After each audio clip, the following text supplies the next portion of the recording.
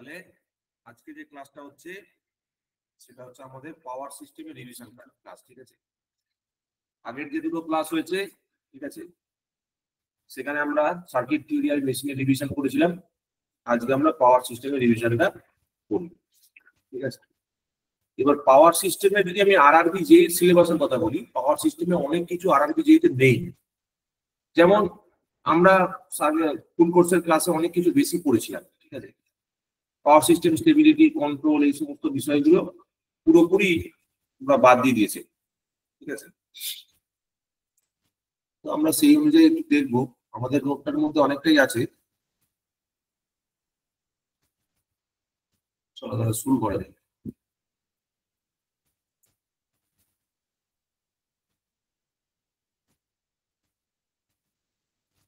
System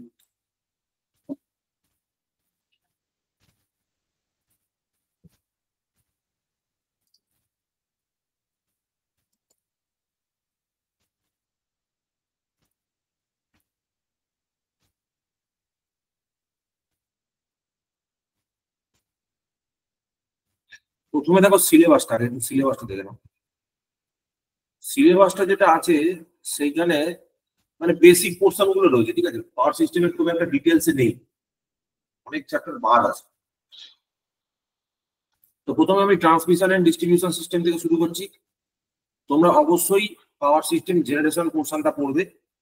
এবার জেনারেশনের ক্ষেত্রে তোমার hydro power plant, nuclear power plant, তারপর থার্মাল পাওয়ার প্ল্যান্টের পোর্শনটা থাকবে। এই তিনটে পোর্শন থেকে তো প্রত্যেকবার কোশ্চেন থাকবে।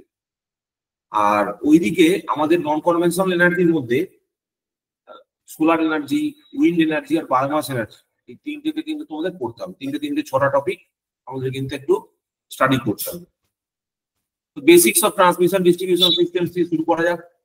4টে পার্টের মধ্যে জেনারেশন, ট্রান্সমিশন, ডিস্ট্রিবিউশনের মধ্যে কিছু লেখাও নেই সিলেবাসে। তুমি যদি দেখো সিলেবাসটা দেখালে ভালো হয়। সিলেবাসের মধ্যে ওরকম ভাবে না ডাইরেক্টলি মেনশনও করা নেই। ঠিক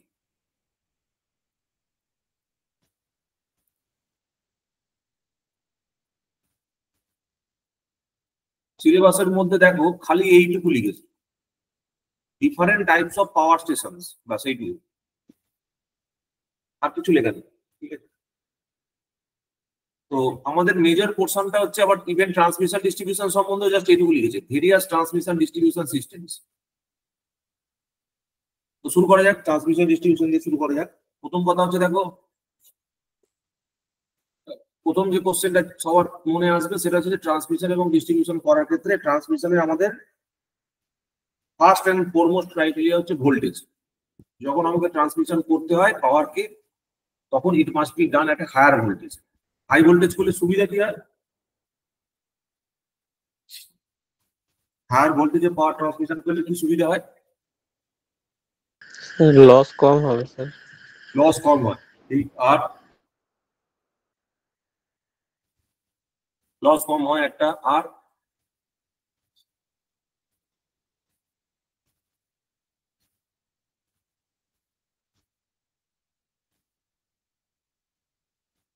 ভোল্টেজ বাড়ালে আমাদের কারেন্টের পরিমাণ কমে আসে।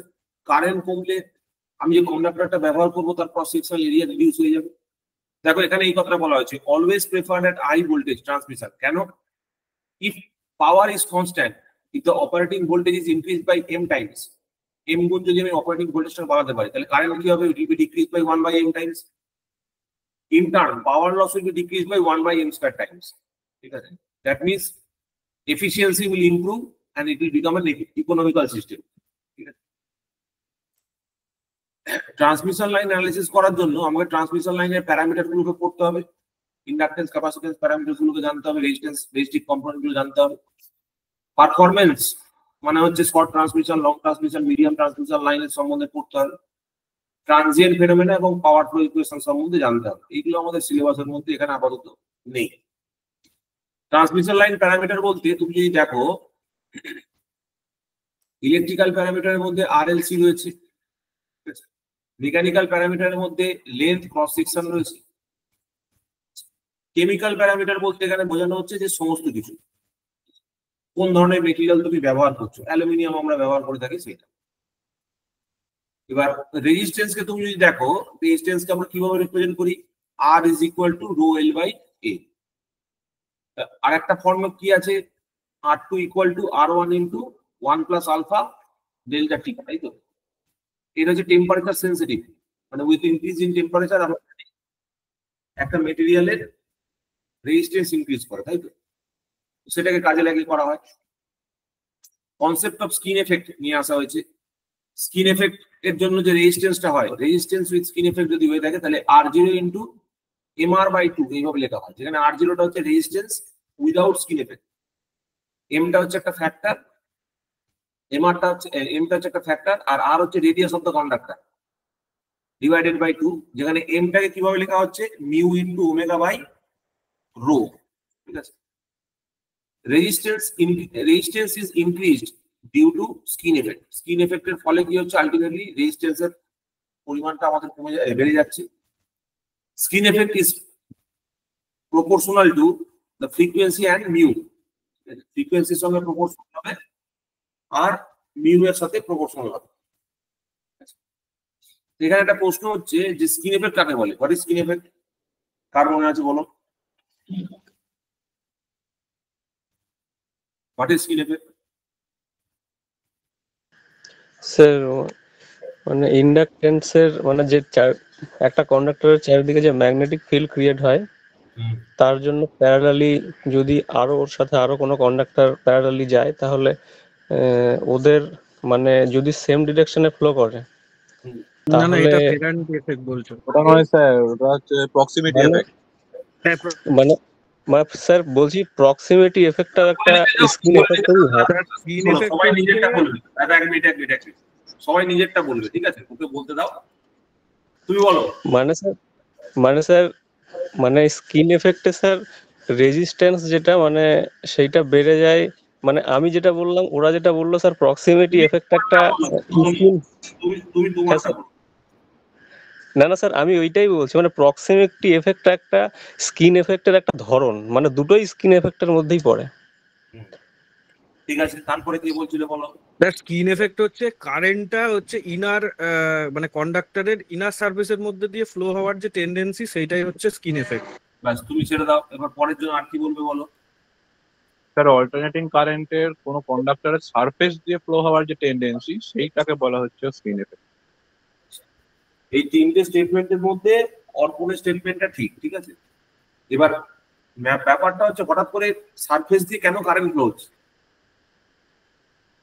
কন্ডাক্টরের সারফেস দিয়ে ম্যাগনেটিক ফ্লাক্স লিঙ্কেজটা ম্যাক্সিমাম হয় কন্ডাক্টরের সেন্টারে, যে কারণে ওই জায়গায় ইন্ডাকটিভ রিঅ্যাকটেন্স অনেকটা বেড়ে যায়, তো ইম্পিডেন্সটা ইনক্রিজ করে যাচ্ছে কন্ডাক্টরের সেন্টারে, আর বাইরের দিকে সেটা কম থাকছে, সেই জন্য বাইরে দিয়ে ফ্লো।